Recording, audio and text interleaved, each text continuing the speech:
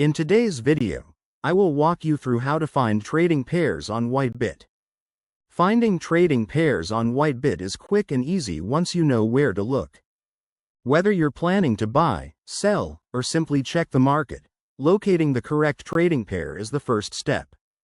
On the main navigation menu, go to Trade, then click Spot.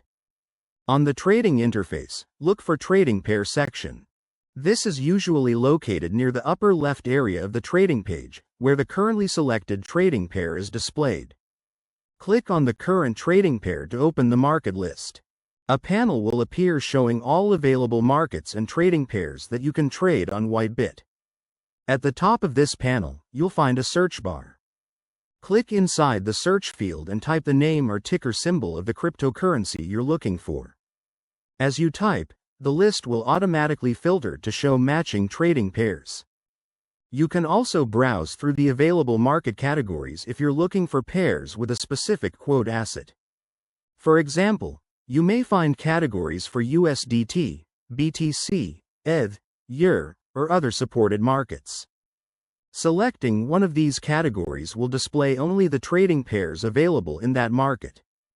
Once you've found the trading pair you want, click on it to open its trading page.